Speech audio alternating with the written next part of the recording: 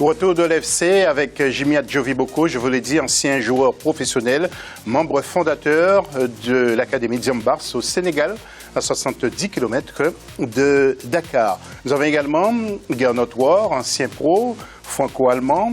Il a entraîné aussi en région parisienne, Créteil par exemple, mais il a aussi fait une belle carrière à Bordeaux en tant que défenseur. Il était très rugueux d'ailleurs. Hein. Je ne sais pas s'il a cassé des jambes, mais il était très... Non, pas du tout. Non. Bon. Et puis bien sûr, Mohamed Traoré qui est avec nous en tant qu'éditorialiste. Alors, pour la question de l'FC, selon vous, qui va remporter le CHAN au Rwanda? Vous n'hésitez pas, afc@africa24tv.com, mais aussi nos réseaux sociaux. Le Burkina Faso a-t-il fait le bon choix? C'est le dossier de l'FC.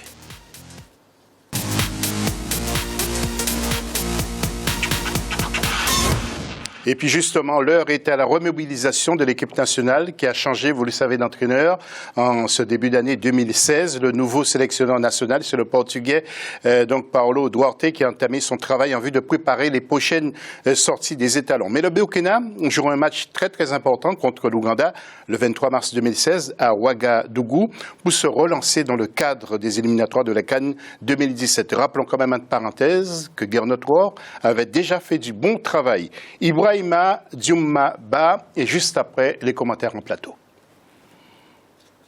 Au Burkina Faso, la relance de l'équipe nationale de football est très attendue. Les étalons sont deuxièmes du groupe D derrière l'Ouganda pour les éliminatoires de la Coupe d'Afrique des Nations 2017. La fédération de football s'était séparée du sélectionneur Gernot Rohr en décembre 2015. Le technicien portugais Paulo Duarte, nouvellement recruté, prépare déjà la relève. Gernot Rohr n'a pas fait l'unanimité au moment de son recrutement parce que ce soit la presse sportive, que ce soit le public ou peut-être même certains techniciens, les gens avaient mis en doute la capacité de Gernot Rohr à donner au Burkina Faso son liste d'attaque après donc la finale de la CAN 2013 et malheureusement le chaos qui a suivi en 2013 en Guinée équatoriale.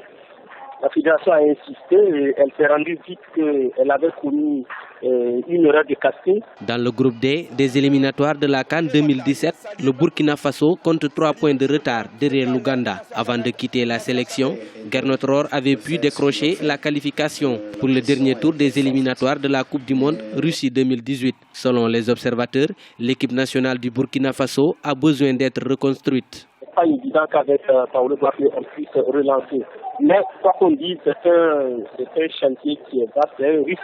Je répète encore que la Fédération burkinabé de football a pris. On verra ce que tout ça va donner, mais comme je vous l'ai dit, à mon avis, cette équipe n'a pas besoin de relance, mais beaucoup plus de reconstruction parce que je dis que c'est une équipe vieillissante qui a fait son temps et qui a besoin d'être rajeunie. Or, vous ne pouvez pas rajeunir aussi une équipe pour des échéances aussi brèves. Paulo Duarte avait entraîné le Burkina Faso entre 2007 et 2012 et limogé pour défaut de résultats. Son successeur, Paul Put, avait conduit la sélection burkinabé en finale de la CAN 2013 en Afrique du Sud. En attendant de connaître ses adversaires pour les matchs de poule des éliminatoires de la Coupe du Monde en juin 2016, le Burkina Faso doit se battre pour se qualifier à la CAN 2017 contre l'Ouganda, le Botswana et l'Union des Comores.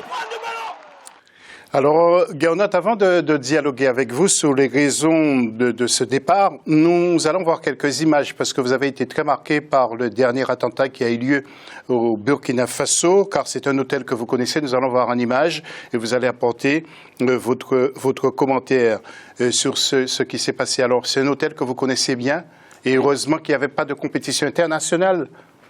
Oui, tout à fait. Oui, c'est l'hôtel Splendide, hôtel partenaire de la fédération, avec chaque fois qu'il y a un match ou quelque chose qui se passe, une conférence, que la fédération met toujours ses invités, voire ses employés, moi aussi j'y ai logé, dans cet hôtel-là. Donc c'est vraiment quelque chose qui touche de près la fédération et à travers elle le football burkinabé.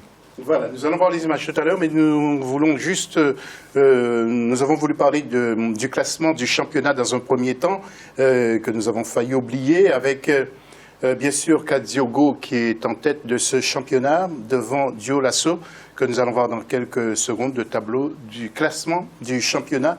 uniquement par les résultats, parce qu'il y a beaucoup de matchs en retard, vous savez, avec les problèmes politiques qui ont touché le pays. Voilà pour ce classement. Alors, Kadiougo, c'est une équipe qui est connue. Vous l'avez vu jouer, vous, Gernot? Oui, j'ai vu jouer toutes les équipes. Il y a aussi le COSAF qui était en tête, qui se retrouve maintenant 4e. Il y a l'EFO, l'étoile filante, qui peut aussi prétendre au titre. Et bien sûr, le deuxième, c'est l'ancien champion. Donc, on a quand même un début de championnat. Il n'y a pas beaucoup de matchs encore où l'équipe se met en place. Donc, ce n'est pas encore révélateur de la vraie valeur des joueurs et des équipes. Voilà. Nous allons voir les images de l'hôtel, justement, que nous évoquions, mais juste à la sortie du sujet. Et cet hôtel qui avait été touché par les terroristes. Alors, vous disiez que c'est un hôtel qui hébergeait en plus les joueurs, hein. Oui, hébergeait surtout les dirigeants. Chaque fois qu'il y avait quelque chose qui se passait à Ouaga, la fédération a logé ses invités, voire les dirigeants de la CAF ou d'autres pays ou les arbitres dans cet hôtel-là. Donc heureusement, pour le football, il n'y avait pas de gens du football là-dedans, mais malheureusement, il y a eu quand même beaucoup de victimes, comme vous le savez. Moi-même, j'ai failli loger là-dedans, mais on est allé ailleurs avec mon assistant italien Pionetti, l'entraîneur des gardiens. On avait choisi un autre hôtel pas loin de là, mais c'était quand même dramatique. Aujourd'hui même, il y a d'ailleurs une marche pour la mémoire à Ouagadougou de toutes ces victimes de ces attentats. Oui, alors nous allons revenir au football. Maintenant, on parle de casting. D'après ce que j'ai entendu de la bouche d'un confrère, erreur de casting que vous concernant, reconstruction de l'équipe, mais vous avez décidé de partir. Alors, nous avons entendu d'autres bruits. C'est un problème de salaire. Vous êtes parti parce que vous n'étiez pas payé dans les délais. Qu'est-ce qui s'est passé exactement? Pourquoi êtes-vous parti, Gernot? Bon, il y avait plusieurs raisons, bien entendu. Ce n'était pas les résultats parce que c'était quand même positif. On venait de se qualifier contre le Bénin en ayant fait 2 bons matchs. Il y avait une année difficile au Burkina Faso. Depuis quand même, on va dire, novembre 2014, où il y a eu la révolution. Après, il y a eu une transition avec d'autres ministres chaque fois, aussi pour le sport. Et il y avait après un putsch qui nous a empêchés de travailler correctement. C'est vrai qu'il y a eu des petits soucis, bien sûr, administratifs ou financiers, aussi d'organisation, notamment pour certains déplacements. Ce n'était pas facile, dans ces circonstances-là, de bien travailler. Mais si j'avais senti une solidarité autour de moi, je me serais battu pour continuer et avoir encore des bons résultats. Mais je ne l'ai pas senti, cette solidarité-là, au niveau des dirigeants. Et je n'ai pas senti non plus une volonté de me suivre dans ma politique de rajeunissement de l'équipe, avec, c'est vrai, des grands joueurs que j'étais obligé de mettre sur la touche parce qu'ils ne jouaient plus dans leur club, que ce soit des joueurs que vous connaissez comme Alain Traoré, Bakary Koné, ou d'autres qui n'étaient plus du tout titulaires. D'ailleurs, en France, on n'avait plus aucun joueur, ni en Ligue 1 titulaire, ni en Ligue 2, ni en National. Donc ça commençait à devenir compliqué. Et les joueurs ne voulaient pas toujours comprendre non plus pourquoi ils ne jouaient pas. Donc, il n'y avait pas de solidarité. Je ne me suis pas senti soutenu comme il aurait dû. Ni par les dirigeants, ni par les joueurs. Par les joueurs, oui, ils m'ont suivi. Ils m'ont suivi quand même, sauf 1 ou 2 qui n'ont pas joué, ça c'est normal. Mais j'ai pris la décision de partir en décembre, après une réunion, parce que j'ai constaté qu'il y avait une divergence de vues sur la manière de gérer l'équipe nationale. Et donc, je n'ai pas pu continuer dans ces circonstances-là. Alors, ma volonté était claire, je ne pouvais plus continuer, et je l'ai fait savoir. Alors, inutile de vous demander quel est l'état du football burkinabé aujourd'hui, parce que l'équipe est quasiment sur la bonne marche pour essayer de se qualifier pour le Mondial 2018. Pour ce qui concerne la CAN 2017, il y a des matchs qui auront lieu au mois de mars, bien sûr. Quelles sont vos relations aujourd'hui avec le Burkina Faso, avec la fédération? Ça se passe bien? Oui, ça se passe très bien. D'ailleurs, je reviens du Burkina Faso. D'ailleurs, nous allons voir des images où vous avez rencontré le président.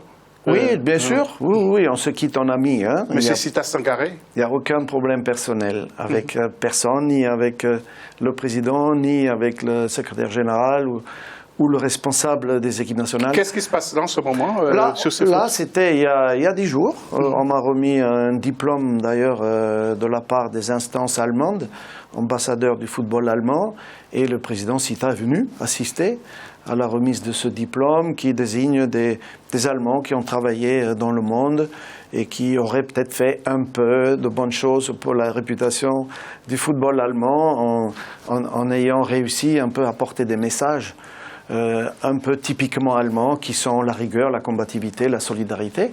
Et depuis 40 ans que je suis à l'étranger, pour les Allemands, ils se sont souvenus de moi et ça m'a beaucoup touché. Et ça s'est passé donc à la Fédération burkinabé de football, cette remise de diplôme, qui s'accompagne d'une dotation pour les jeunes que j'ai le droit de distribuer après. Et j'ai déjà choisi un voire 2 centres de formation qui mériteraient d'être soutenus et qui vont profiter de cette dotation. Donc des adieux joyeux, on va dire, qui s'accompagnent d'un cadeau que je peux faire à des jeunes joueurs. Jimmy, est-ce que vous avez connu, vous, Gernot Rohr, et est-ce qu'il était prédestiné à ce poste d'entraîneur? Vous vous êtes rencontrés sur les terrains de foot pendant le championnat? Non, pas rencontré, mais oui, tout le monde connaît Gernot. Et le travail qu'il a fait, et cette rigueur, c'est la question que je posais tout à l'heure à Gernot. Comment, avec la rigueur bien connue allemande, comment il avait réussi aussi à travailler en Afrique, où on sait c'est un peu ce qui nous manque. Et en fait, c'est cet équilibre entre la rigueur et nos caractéristiques africaines qu'il faut réussir à trouver, un équilibre. Et Gernot est quelqu'un qui a su le trouver. Il me disait que son passage en France lui avait aussi permis de passer un palier. Et c'est vrai que je pense que des personnes comme Gernot, qui amènent justement ce manque qu'on a en termes d'organisation, en termes de rigueur, en termes de... Et quand je vois, c'est vrai, le football allemand aujourd'hui, l'équipe nationale qui est ouverte, qui est cosmopolite, ça me fait plaisir de voir une Allemagne comme celle-là et qu'elle amène tout ce savoir en Afrique est intéressant. Voilà, l'Allemagne qui a complètement changé. Mamet, vous êtes là plus pour faire des analyses. Vous, quel regard avez-vous sur ce Burkina Faso aujourd'hui? Est-ce que vous pensez que sans Gernot, c'est une équipe qui peut aller très loin? Bon, avec un entraîneur qui est connu, un entraîneur qui a eu beaucoup d'échecs. Oui, c'est ça qui m'étonne dans le choix de la Fédération burkinabé de football, c'est que c'est un entraîneur qui n'a pas eu de succès avec l'équipe nationale. Je ne sais pas quel miracle il va apporter. Et d'ailleurs, ce qui est important de noter, ce que le coach vient de dire aussi, c'est le renouvellement de cette équipe-là. Tous les joueurs qui avaient fait la réputation de cette équipe en 2012, je crois, lorsqu'ils étaient, en 2013, pardon, ils étaient vice-champions d'Afrique. Ils ont tous baissé en termes de niveau de jeu, que ce soit Alain Traoré, que ce soit Charles Caboret ou d'autres. Donc il y a un rajeunissement qu'il faut faire, il y a une reconstruction qu'il faut faire. Et je pense que sa méthode, je pense que c'était la bonne. Mais bon, après... Comme il l'a dit, il est parti de façon élégante. C'est très rare d'ailleurs en Afrique. Chapeau à lui et à la Fédération du Burkina. Nous allons voir le portrait de M. Paulo Duarte. Est-ce que vous pensez qu'il peut conduire l'équipe très très loin, Gernot? C'est peut-être difficile de juger un confrère. Nous allons le voir d'ailleurs. Oui, je pense qu'il peut y arriver. D'ailleurs, Paulo m'avait déjà succédé au Gabon, il y a quelques années, en 2012. Et là-bas, ça a été difficile pour lui parce qu'ils se sont fait éliminer pour la CAN. Là, je crois qu'il a comme objectif, comme mission, de qualifier l'équipe pour la Coupe du Monde 2018. Et même si ça se passe mal en Coupe d'Afrique, je crois qu'il pourra continuer. Alors que moi, j'avais dans mon contrat, j'aurais arrêté en cas d'échec pour la qualification pour la CAN qui va venir au Gabon. Mais bon, donc je pense qu'il a assez d'expérience, qu'il a aussi un caractère très ambitieux. Je pense qu'il devrait poursuivre ce travail de rajeunissement parce qu'on a trouvé quand même un nouvel équilibre défensif en ne prenant pas de but à domicile. Notamment, la défense était un peu à reconstruire avec un nouvel axe, un changement de gardien de but. Ça a été fait déjà et l'équipe est maintenant solide. Il pourra se baser là-dessus. Dernière question, Gernot. Vous êtes libre actuellement ou pas? Oui, bien sûr, je suis libre, mais je suis quand même toujours un peu occupé avec le football à travers les commentaires de la Bundesliga que je fais pour beIN Sport. Et aussi, je vais accompagner un peu le championnat d'Europe, la télévision allemande pendant la compétition. Et si un pays nous regarde en ce moment a besoin d'un entraîneur, le pays peut vous appeler ou pas? Bien sûr qu'on peut, moi, mais je suis toujours prêt à discuter. S'il y a un bon challenge, pourquoi pas? Voilà, Gernot Rohr, en tout cas, c'était le mot de la fin pour cette deuxième partie d'émission. On se retrouve tout à l'heure pour parler du Rwanda avec le CHAN.